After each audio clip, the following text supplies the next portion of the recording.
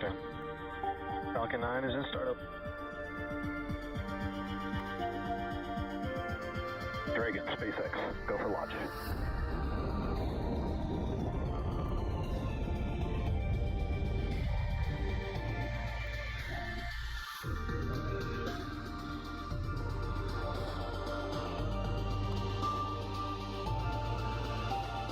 Carrying the 28th Commercial Resupply Services mission from both NASA and SpaceX to the International. Well below any concerns for launch. And as for the weather around the booster recovery area yesterday, high seas kept us from launching, but today, check out this live look from SpaceX's drone ship out in the Atlantic. Conditions are... The Mission Control Houston today is being led by Flight Director Scott Stover. Teams here in Mission Control will really jump into action tomorrow night into early Tuesday morning as Cargo Dragon approaches Cosmos. As Cargo Dragon approaches the International Space Station in the morning hours of June 6th, NASA astronauts Frank Root arrive on the space station. Thunderstorm observation equipment could improve research on Earth's climate and weather.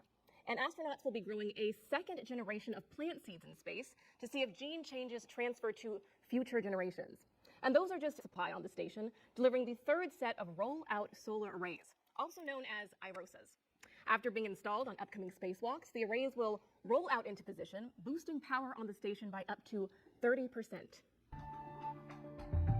All 5 major structures of the Space Launch System rocket's core stage have now been fully integrated at the Michoud Assembly Facility in Louisiana. The engine section is the most complex and intricate part of the core stage that powers the Artemis missions to the moon. RS-25 engine testing is underway at Stennis Space Center near Bay St. Louis, Mississippi. This test is part of a 12-test series that will certify the new design for crewed Artemis missions. The engine ran for its full planned 720 seconds, the longest duration to date. At Kennedy Space Center in Florida, technicians have been testing the solar array wings for the Artemis II service module. Orion will have 4 solar wings, drawing in 11 kilowatts of power from the sun. Some of the avionics for Artemis II have already been to space. Technicians finished cleaning and removing avionics on the Artemis I crew module, which will be used on the Orion capsule for Artemis II in 2024.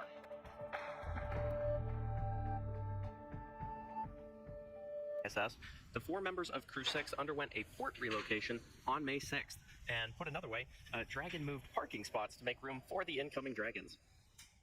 A few weeks later, on Sunday, May 21st, Dragon and the crew of AX-2 lifted off from historic Launch Complex 39A at NASA's Kennedy Space Center and arrived at station about 15 and a half hours later.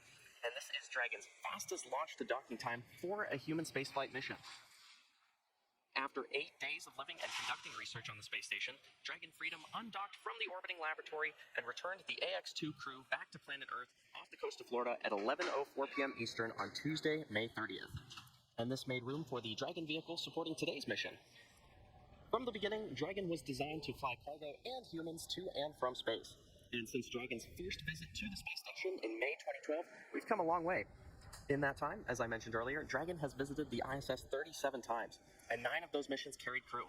In fact, the first time Dragon flew people was just about 3 years ago with SpaceX and NASA's Demo 2 mission to the space station.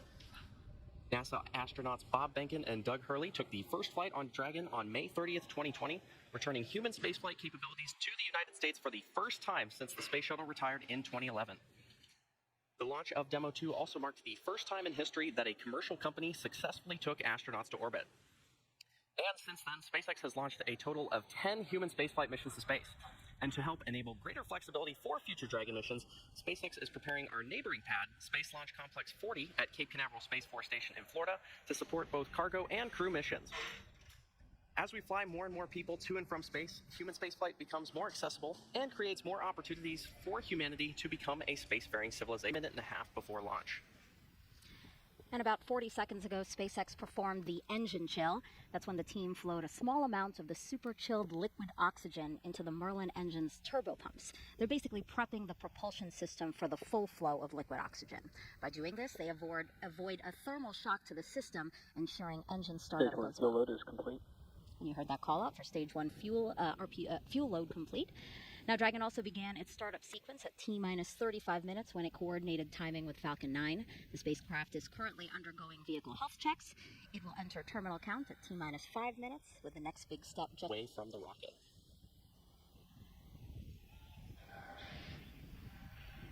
Now, you may have noticed in some of these shots, the Falcon 9 booster supporting today's mission is covered in quite a bit of soot, and that is because it previously supported NASA Crew 5, GPS-3, Space Vehicle 6, Inmarsat 6 F2, and 1 Starlink mission.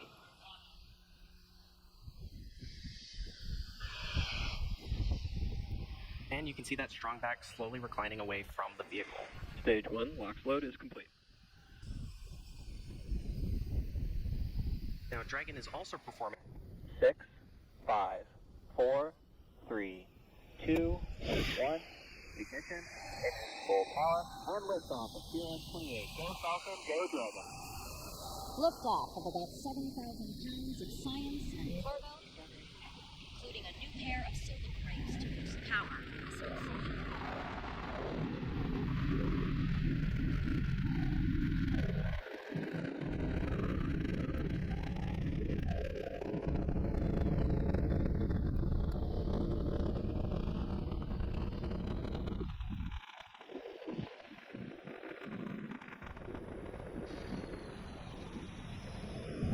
At T plus 40 seconds, Falcon 9 has successfully lifted off from historic launch complex 39A in Florida.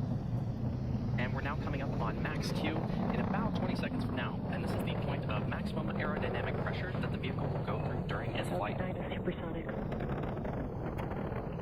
And there's that call out that Falcon 9 is supersonic, traveling faster than the speed of sound.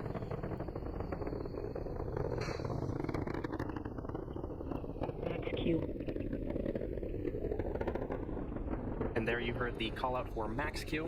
Coming up next are 3 events back to back, the first of which is main engine cutoff, or MECO, and this is when all 9 Merlin 1D engines on the first stage shut down. After those 9 engines shut down, the first and second stages will separate, and this is also called out over the nets as stage separation. From there, the second stage will ignite its Merlin vacuum engine to boost Dragon to low Earth orbit during SES, or second engine start 1. And this whole sequence takes about 15 seconds.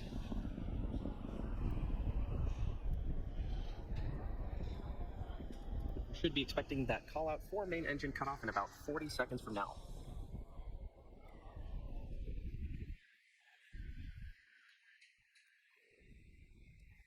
Amazing views of our Falcon 9 vehicle as it takes our Dragon spacecraft to orbit.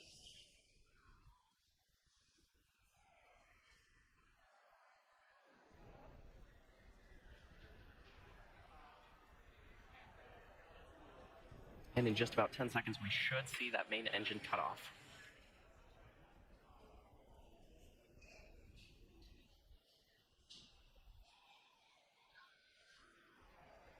Nico? Gauge separation.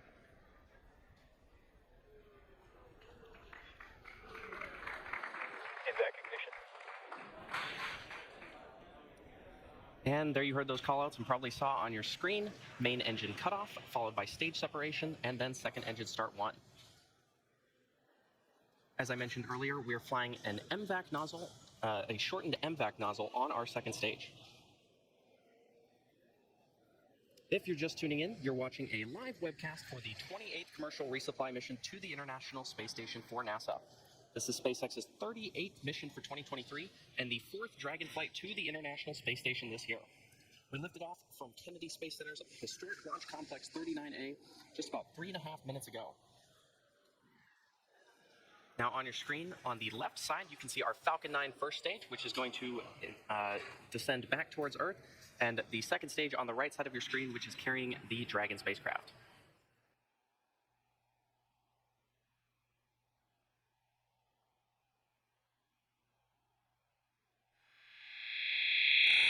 And cargo,